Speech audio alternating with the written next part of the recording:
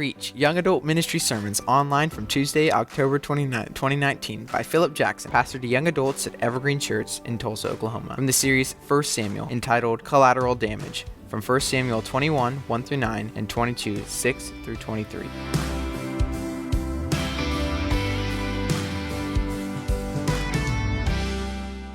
If you remember, last week we talked about David and kind of the preliminary days of him after his fame whenever he killed Goliath, right? Remember the picture of him running towards Goliath. He kills him, right? Cuts off his head, and then he walks into the throne room of Saul carrying the giant's head with his sword. I just imagine in my mind, strapped to his back or just dragging it behind him, carrying these two items. And Jonathan is like, yes, my man, right? So Saul's insecurities continue to grow, and he begins to resent David even more. And so it's so bad, in fact, that Saul begins to go into deep depression, and David, as he had done many, many times before, pulls out his harp to be able to minister to the king through music. We know the power of music in our own lives, and so Saul is so angry and he is so resentful of David that he tries to kill him twice, right? And so David finally gets to the point to where Saul says, I can't kill him myself, but instead what I'll do is I'm just going to put him in a place where he is going to have to be in battle, and hopefully he'll just die. He'll get killed. So what he does is he tells David, he says, I'm going to let you marry my daughter, my younger daughter, Michal. But here's the thing. You don't have any dowry to be able to pay me. You're just a regular dude. In fact, that's what David says. And so he says, tell you what, you go and get me 100 trophies from the Philistines. And he does that. So he goes and doesn't just get 100, he gets 200 to bring them back.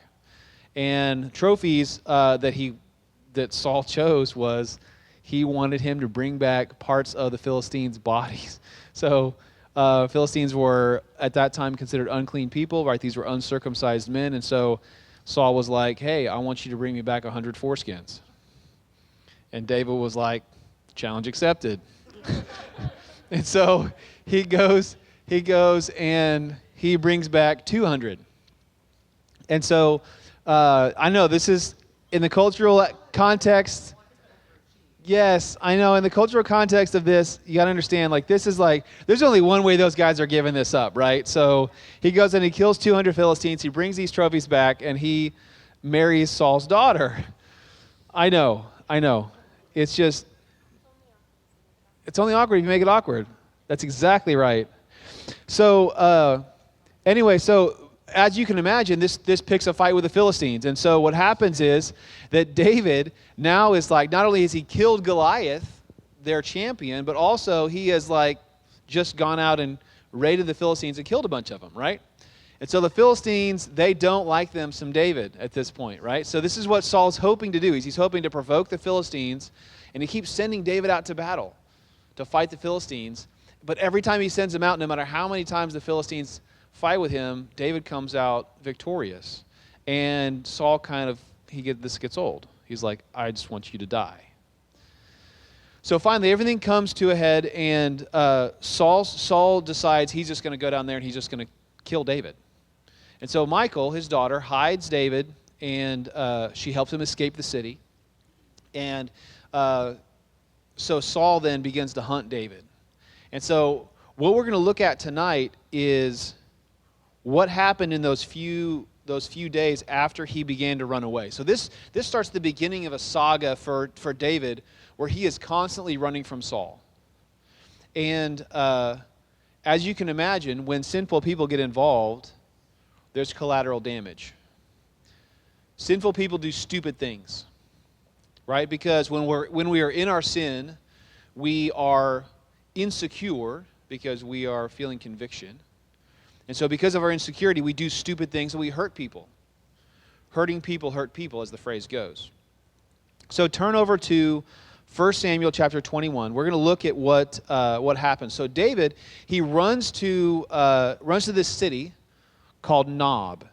And at Nob, this is where the tabernacle is set up. So because of David's friendship with Jonathan and because of his relationship with Samuel, he knows that he can't go to these guys to be safe. And so what he does is he decides he's going to go to another priest, a guy named Ahimelech. So checking out 1 Samuel 21, we're going to read the first 9 verses, and check this out. So it says, David went to the priest Ahimelech at Nob. Ahimelech was afraid to meet David. So he said to him, "Why are you alone? No one is with you." David answered the priest Ahimelech, "The king gave me a mission, but he told me, 'Don't let anyone know anything about the mission I'm sending you on, or what I have ordered you to do. I have stationed my young men at a certain place. Now what do you have on hand?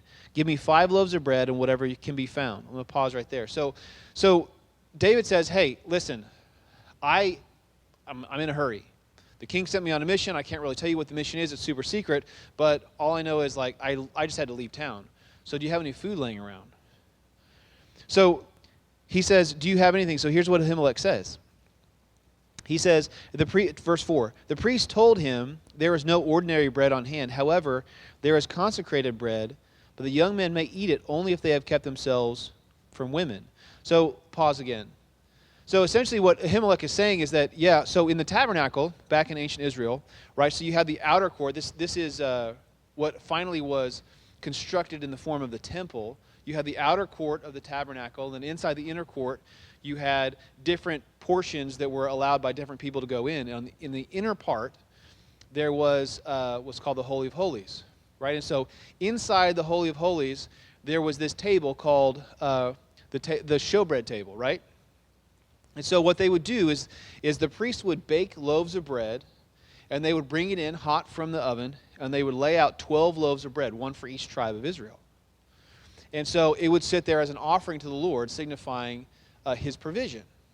And as that bread would cool and as it would sit there for a day, then they would take it off of the show table, and the priests would eat it. Okay, so this is bread that's been set aside for a specific purpose. And in fact, if you remember what Jesus, there's a story about Jesus where his disciples were walking along on the Sabbath, and they were pulling the heads off of the stalks of wheat as they walked. And the Pharisees got onto them, and they said, "They're breaking the Sabbath. They're working on the Sabbath." And Jesus said, "No, you don't understand. The Sabbath was made for man, not the man for Sabbath." And Jesus references this story. He says, "Didn't David eat the showbread from the tabernacle?" Right? So this has a direct connection to Jesus' ministry. But David, he tries to protect Ahimelech. So David knows what's going on, right? So his father-in-law is crazy, and he wants him dead. So instead of telling Ahimelech, "I'm running from my father-in-law who's crazy, who wants to be dead," he says, "Listen, I'm on a secret mission." So he's trying to look out for Ahimelech. The first thing that I want you to see here is that about David is that godly people seek God's people. Godly people seek God's people. And here's what I mean by that. So David, he could have gone any place you can imagine. He could have gone home to Bethlehem to hang out with his father and his brothers. He could have stayed in the capital city and tried to work politically to unseat his father-in-law. He could have gone all over the place. He could have gone to Samuel, but he didn't. Instead, he goes to Ahimelech. And Ahimelech is a godly man. And so David tries to protect his reputation, but he asks for help. Now check this out. This is here's a passage of scripture. So when we are in trouble and ask God for help, we have to make sure that we're living godly lives. David, for instance, so it says that they had to keep themselves from women. In other words, what they're saying is that the priest Ahimelech says, "You guys can eat this showbread, but you have to be consecrated first. You got to be holy first." So for us, what does that mean for us? When we're in need, right? When we are desperate and we go to God, He's got one expectation, one requirement. You have to lay everything on the table. God's not going to let you come to Him and hide things behind your back and say, "Hey, will you bless me? Will you take care of this need? I'm not going to give you everything about my life." Ahimelech is saying, "Yeah, you can have this bread that's been set apart for a reason, but you have to have your hearts right before God first." Check out what it says in James chapter 4. It says this. It says, what is the source of wars and fights among you? Don't they come from the cravings that are at war within you? You desire and do not have. You murder and covet and cannot obtain. You fight and war. You do not have because you do not ask. You ask and don't receive because you ask with wrong motives, that you may spend it on your evil desires. Adulteresses, don't you know that friendship with the world is hostility towards God? So whoever wants to be the world's friend becomes God's enemy. Ahimelech is telling David, yes, I'll give you food. I'll give you sustenance because you literally have nothing. But here's the condition, is that you have to be right before God. See, the temptation for us is that, oh, well, I love to serve God when everything is great, when I'm making money or whenever I have these career opportunities or things we're riding high. But the problem is that when things aren't so rosy, when things aren't so great, we go back to God and we say either, how dare you do this to me? We shake our fist. Or we say, God, please, just bail me out. Bail me out, please. I need help. Just bail me out.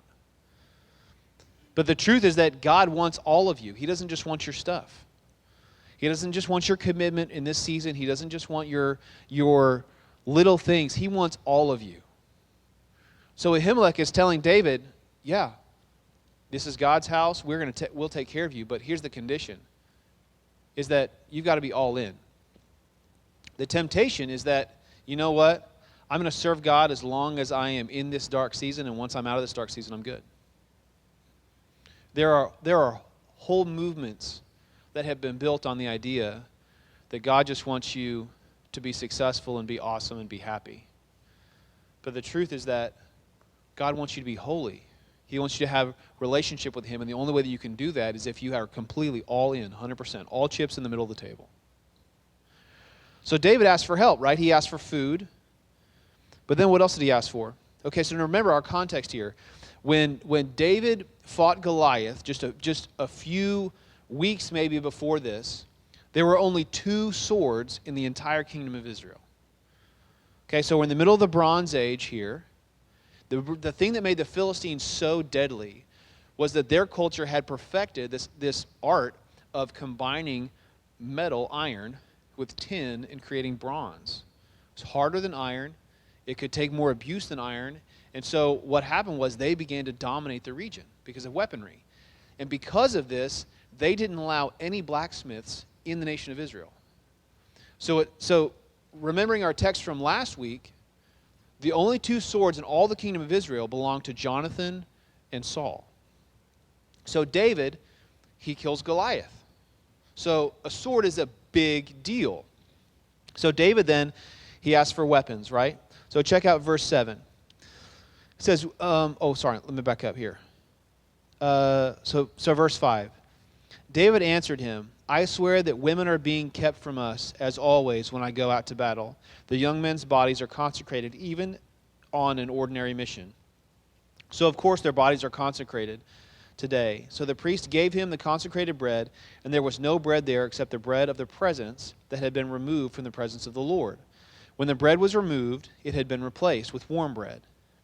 So, caveat here. So, there's a dude hanging off to the side while all this is happening. And he's watching all this take place. Check this out in verse 7. One of Saul's servants detained before the Lord was there that day. His name was Doeg, the Edomite, chief of Saul's shepherds. Let me pause for a second. So this guy is more than likely in service to Ahimelech in the tabernacle, and he's more than likely he's either a prisoner of war or he is a captured slave. So the Edomites are the descendants of Esau. You remember Isaac had 2 sons, Jacob and Esau, right? Jacob is the forefather, the patriarch of the people of Israel. He's the one who God changed his name from Jacob to Israel. And then Esau, his older brother, his twin brother, he went off and God blessed him also, but his descendants were the Edomites. And so more than likely this guy is a captured person from war. So bear in mind, he's over there watching. Verse 8. David said to Ahimelech, do you have a spear or sword on hand? I didn't even bring my sword or my weapon since the king's mission was so urgent. David said, I barely got out of town. I was in such a hurry, I didn't have time to grab my sword. Check out what God had provided. So in verse 9, the priest replied, the sword of Goliath, the Philistine, whom you killed in the valley of Elah is here, wrapped in a cloth behind the ephod. If you want to take it for yourself, then take it, for there isn't another one here. There's none like it, David said. Give it to me. See, swords are uncommon at this point in history. Now, David, when he comes to Ahimelech, he is hungry and he is helpless. So he says, I need food. I need food more than anything else. I need to feed my men. But then he says, do you have anything that I can use to protect myself? See, here's another thing about being desperate in front of God. Is that God knows that you need food. He knows that you need the basic necessities of life. But God will always provide protection for you. Always. If God has his stamp on your life and God is doing things in your life and you are chasing Jesus, God will protect you. He is divinely inspiring protection. Now, Goliath's sword, yeah, it was a weapon. But do you think that that weapon had a reputation? There's a difference between, oh yeah, David, he's the one that killed Goliath. Right? So Saul's out there chasing David around and he just has the skin on he has the clothes on his back, he's got nothing else, and he's running away from Saul.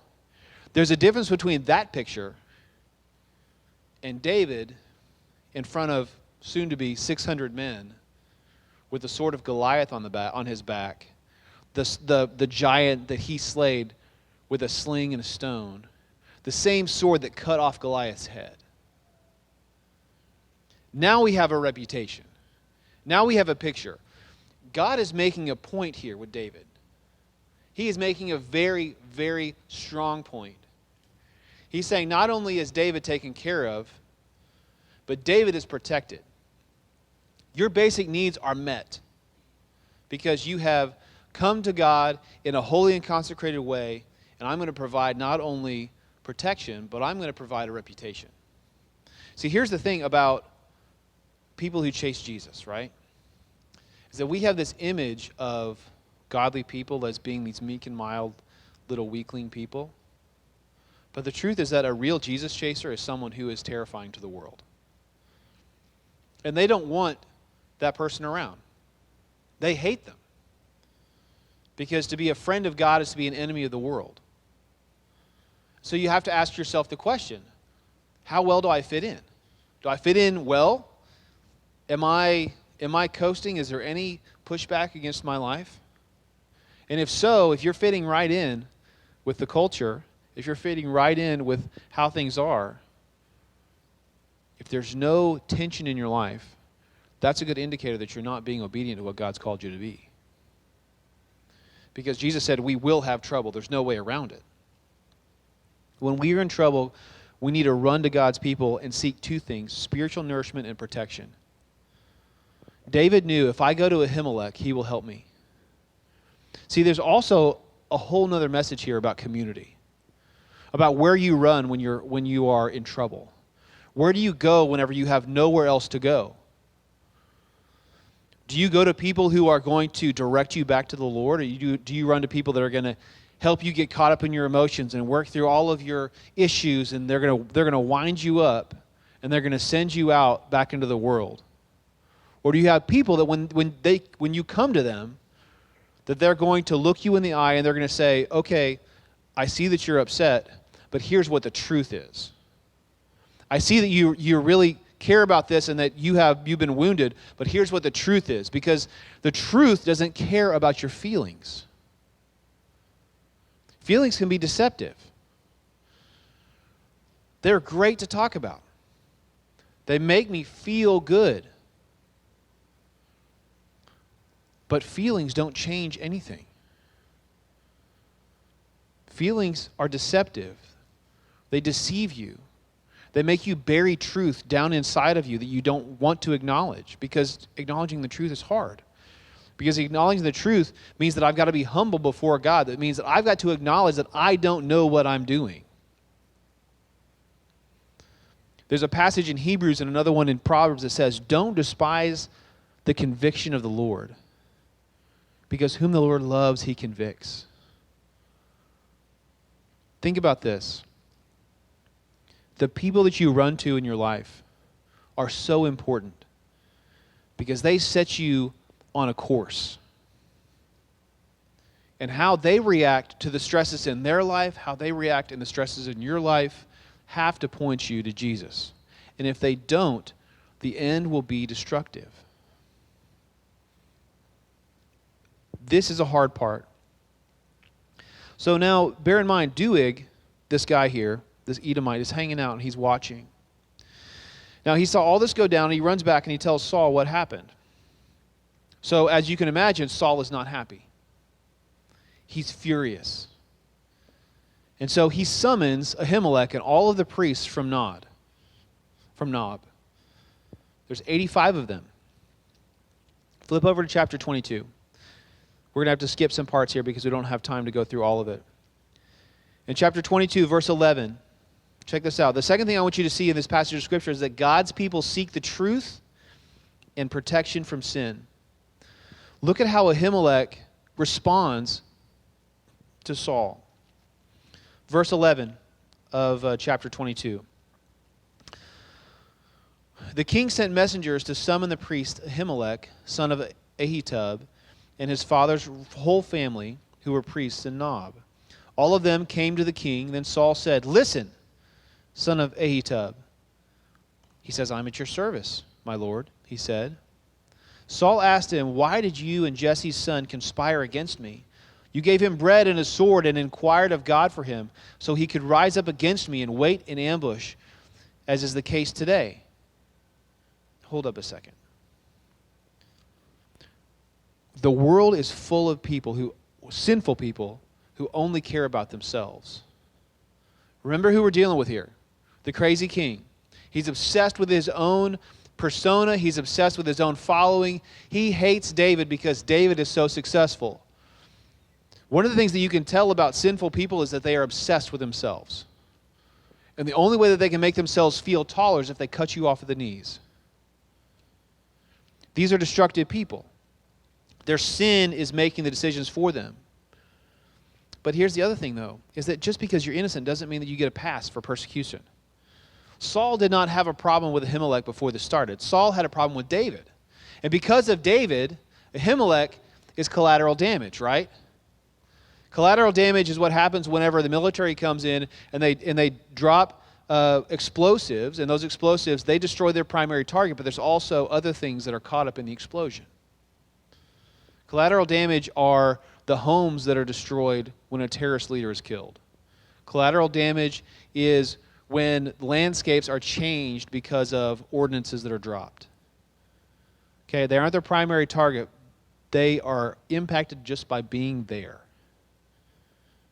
There's going to be times in your life when things are going to happen, when sinful people are going to go back and forth with each other, and you're going to be caught in the crossfire. It happens. But just because you're innocent doesn't give you a pass on persecution. Saul doesn't care about facts. He's made up his mind. Look what he says in verses 12 and 13. He says, "Then Saul said, 'Listen, son of Ahitub.' And he says, 'I'm at your service, my lord,' he said. Saul asked him, 'Why did you and Jesse's son conspire against me?'" Notice he didn't ask him what happened. He just assumes. He's just assuming, right? "Why did you and Jesse's son conspire against me? You gave him bread and a sword and inquired of God for him, so he could rise up against me and wait in ambush, as is the case today." He doesn't care about facts. He's made up his mind. But check out how Ahimelech responds, verses 14 and 15. He says, "Ahimelech replied to the king, 'Who among all your servants is as faithful as David? He is the king's son-in-law, captain of your bodyguard, and honored in your house.'" Ahimelech says, "Pause, what are you talking about? David has done nothing wrong." Ahimelech is a righteous man. What he's doing is he's defending a righteous man. Surround yourself with people like this. A godly community that whenever somebody comes to them and they try to stir up trouble, they say, "That does not sound like them at all. That doesn't sound like Maddie. That doesn't sound like Philip. That doesn't sound like Ethan. I know them.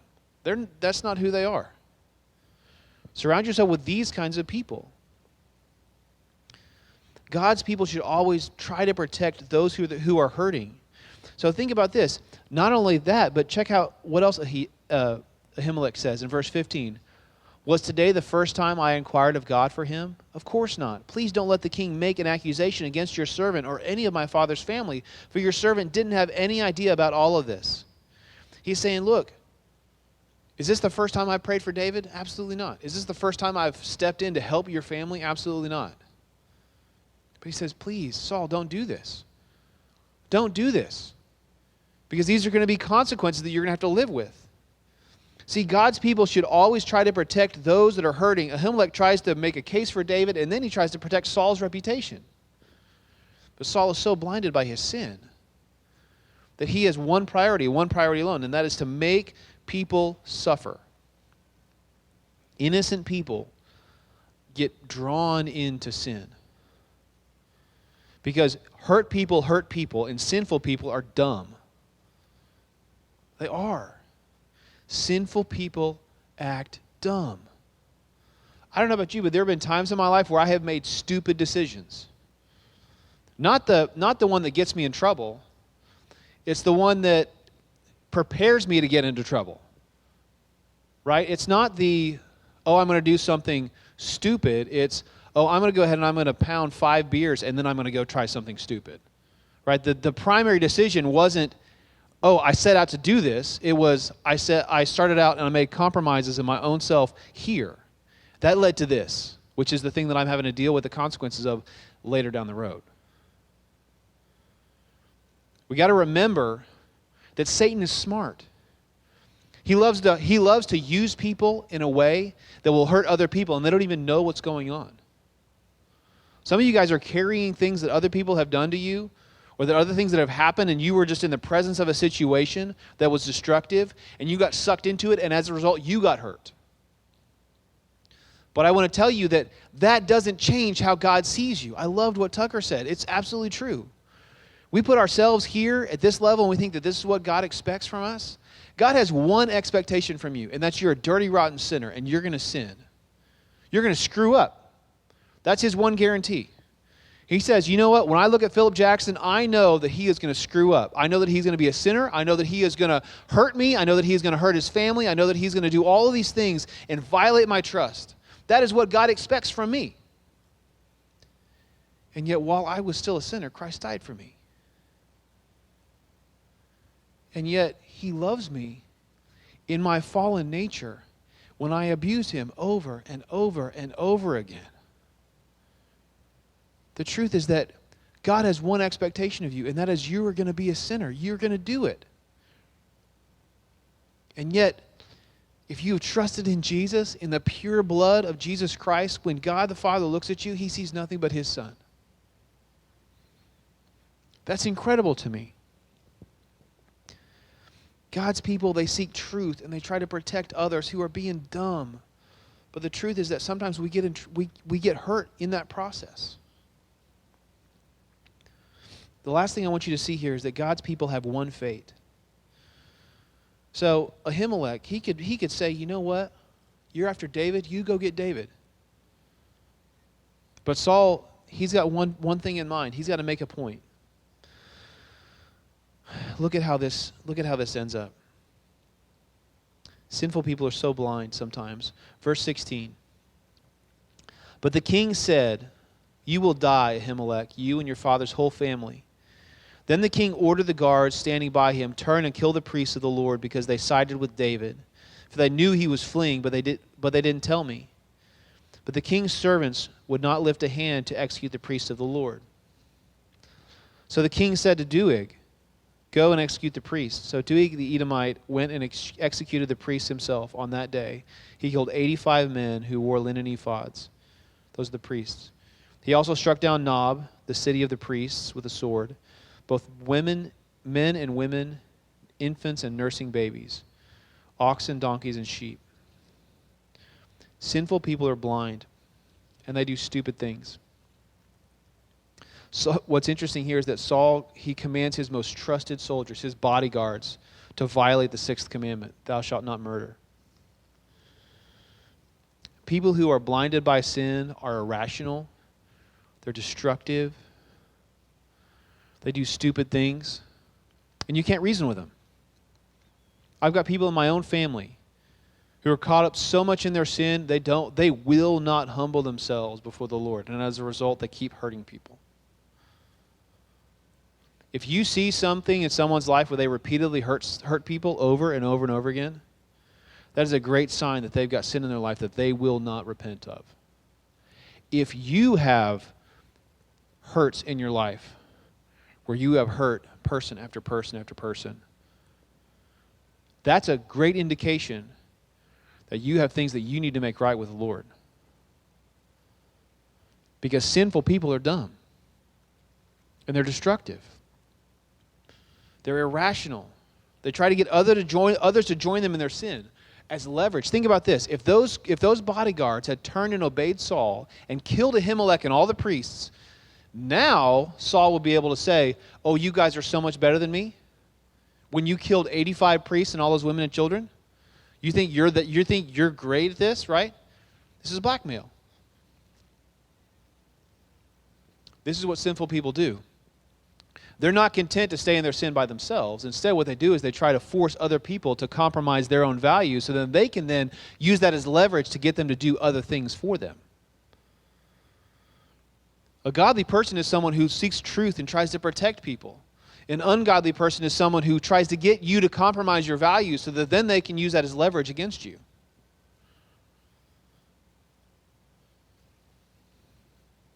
Check this out. Saul has only one place to turn. It's because his guys won't do it. So he turns to the Edomite, and he commands him to kill the priests. Right? So they murder the priests in the city of Nob, and it shows the destruction that sin can bring on godly people. But I want you to think about this. We are all tied to the same fate. You cannot pretend your way to be favorable to the world and love Jesus. You cannot capitulate to the world and to sin and think that you are okay with God.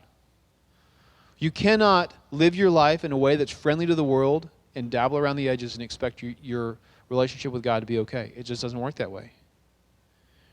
And here's the thing, is if you're over here nibbling on the edges of Christianity and chasing Jesus and you're just kind of playing with it over here, all of the other people who are trying to take this seriously, because of you, they can get hurt. These are the words of Jesus. He says this in John 15. He says, if the world hates you, understand that it hated me before it hated you. If you were of the world would love you as its own. However, because you are not of the world, but I have chosen you out of the world, it hates you. Remember the word I spoke to you. A slave is not greater than his master. If they persecuted me, they will also persecute you. If they kept my word, they will also keep yours. But they will do all these things to you on account of my name, because they don't know the one who sent me. If I had not come and spoken to them, they would not have sinned. Now they have no excuse for their sin. The one who hates me also hates my Father. If I had not done the works among them that no one else has done, they would not have sinned. Now they have seen and hated both me and my Father, but this happened so that the statement written in their scripture might be fulfilled. They hated me for no reason. I want you to think about this. I've said this before. I want you to think about this. The most perfect person to walk the face of the earth. The kindest, most loving, gentle, godly person to ever walk the earth was Jesus. Right? He lifted people out of their addictions. He delivered people from their physical ailments that they had carried for years, for decades. He did all of these things, and how did the world respond? They stripped him naked first. And then they beat him. And then they beat him again. In front of everyone. And then they took a cat o' nine tails, which is a Roman torture instrument. Long leather straps on it, about this long, about 2 or 3 feet long, with bone and rock and different pieces of sharp, hard material at the end of these straps. And it was specifically designed to wrap itself around parts of the body. And then when it was pulled, it would take a person with some pretty decent strength to pull this cat of nine tails off of someone. It was uniquely designed to literally rip the flesh off of someone, their skin, down to the bone. And if that wasn't enough, what they did is they put a robe on him after they did this, and when he was bleeding. And they beat him some more, and they waited for the blood to dry, and then they ripped that robe off of him again, and they put his old robe back on him. And then they made him carry a cross that probably weighed between 60 and 120 pounds through the city of Jerusalem. They laid him down, again, naked in front of everyone. They took metal spikes about 10 inches long. They drove one in each wrist right here between these two bones. And they drove one in between his heels, between his Achilles tendon and the bone of his foot. And then they lifted him up and they dropped him in a hole just enough to cause even more pain. This is how the world will respond to your kindness. This is how the world responds to your generosity. This is how the world will respond to your quiet answers. I don't want to hurt your feelings. God forbid I should hurt your feelings. In the meantime, you're dying inside. For us to not live a godly life is the equivalent of a doctor walking into their office to talk to a cancer patient and saying, you know what, I know you've got cancer, but I just want you to feel better, so here, take this vitamin. Surgery would be too painful. That's going to hurt you. We don't want to do that. Treatment would be too difficult. We are meant to be salt and light to the world. But the thing about it is that to live a godly life is not all terrible things. It's not all pain and judgment and sorrow. The truth is that there is only one way to truly live, and that is to know Jesus. And for some of you guys, you're running to the wrong things to try to find perspective in your life, to find protection from hard things. It could be that you're running to ungodly people. It could be that you're not seeking the truth and you're not trying to protect people from themselves or from sin. You're getting caught up in the same destructive patterns that's going on with the culture around you. And you think, in the back of your mind, you know what, if I could just fit in, maybe it won't be that bad. But the truth is that God's people have the same fate. No matter how hard you shake it, no matter how hard you try, the world will hate you. And that's not what I say, that's what Jesus said. They hated him first, so they're going to hate us. So, where's the happy ending here in this story? Ahimelech and his family all die. Saul will continue to hunt David for months. People will continue to suffer. But this is a really dark moment in David's life because he hears about this. One of Ahimelech's sons escapes.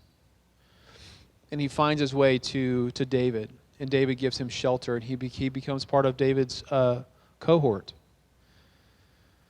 He lives to an old age and sees David reign and sees great things happen.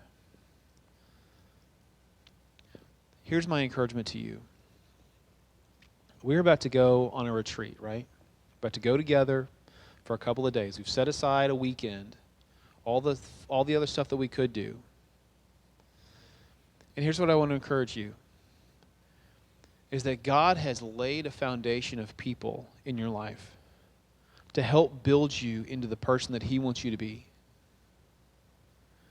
And if you choose to reject that community, that's not on anybody else but you.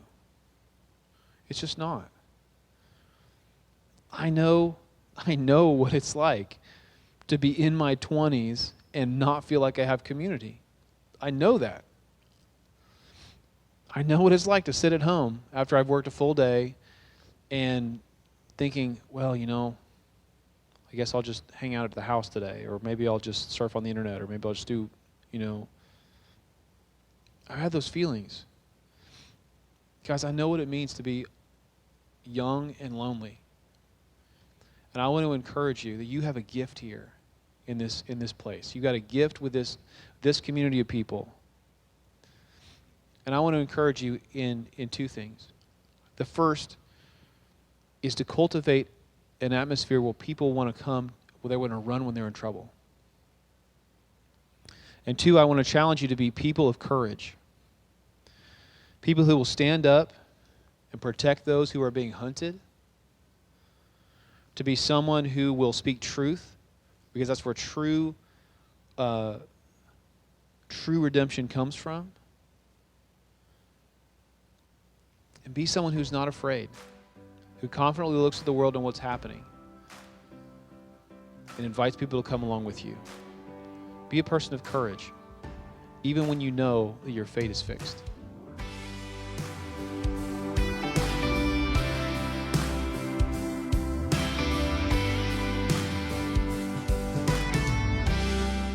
What's up, everybody? This is Philip Jackson, pastor to young adults at Evergreen Church. I want to invite you to come to Reach. We meet every Tuesday evening at 6:30 at Evergreen Church, just east of Mingo on 111th Street. For more information, check out our website, reachtulsa.org. You can connect with us on social media and on Instagram by searching for reach.tulsa. Also, be sure to subscribe to our content for the latest sermons and updates. You can also find us on Spotify, iTunes, and wherever you find your favorite podcasts. Yeah, wash over us. Bring your glory